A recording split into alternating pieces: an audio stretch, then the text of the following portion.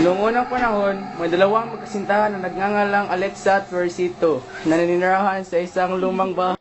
Isang araw, nakikipaglandian si Florcito sa isang babae na nagngangalang Nicolette. Ay, miss, maganda. Pwede ba tayo magpapalay? Sige ba?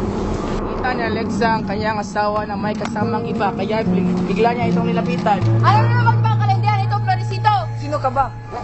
Sino ka ba at bakit ka nangingialam? Ako na naman ang asawa nilalandi mo. Nagsabunutan ang dalawa hanggang sa nabundol ang ulo ni Alexa sa hig na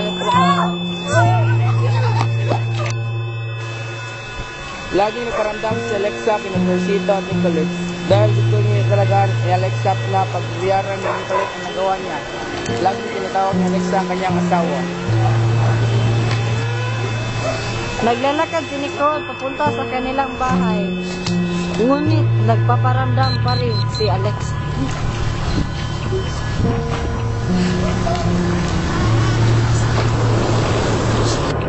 Nagdesisyon ang mag-asawa na lumipat ng bahay para magpalayo na sila kay Alexa.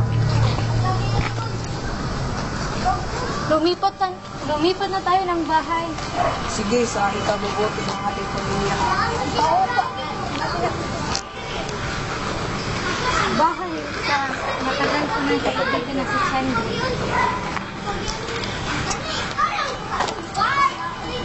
Magkalipas na maraming buwan ay wala pa rin umuupa sa bahay nila.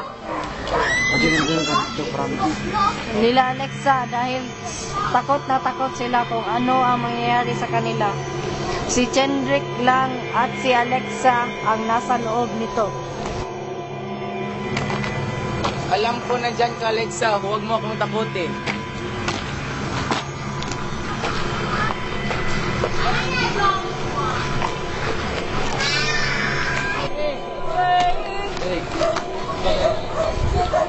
Sigurado ka na ba na dito tayo natira? Wala na tayo ibang mapipilian pa. Oo nga, dito na lang tayo. Sige, buksan ko na. Tulungan niyo mo.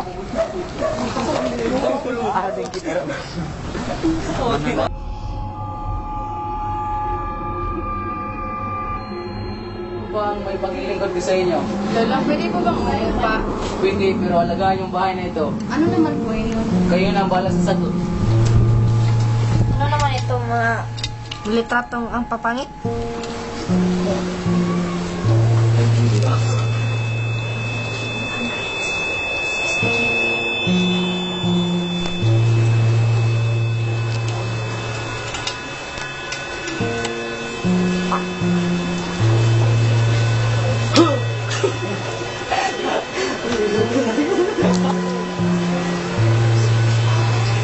Bakit di ka naman?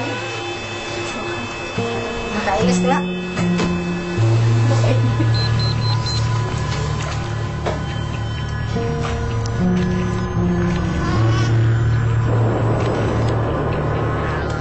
Layla, may katulog!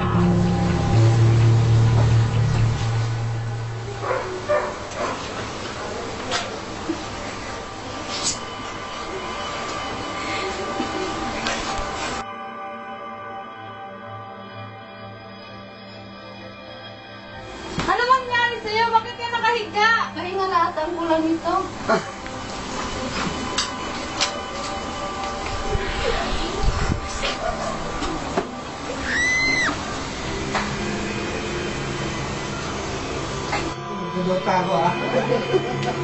Bakit bang lamig ito? Wala lang. May fan kasi.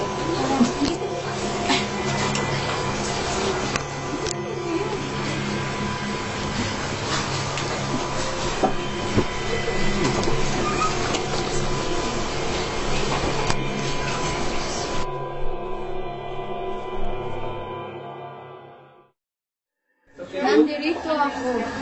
Bakit mo kasama si Jasper? Ibalik mo si Micah. Hindi ako mawawala hanggat hindi ko nakukuha ang gusto ko.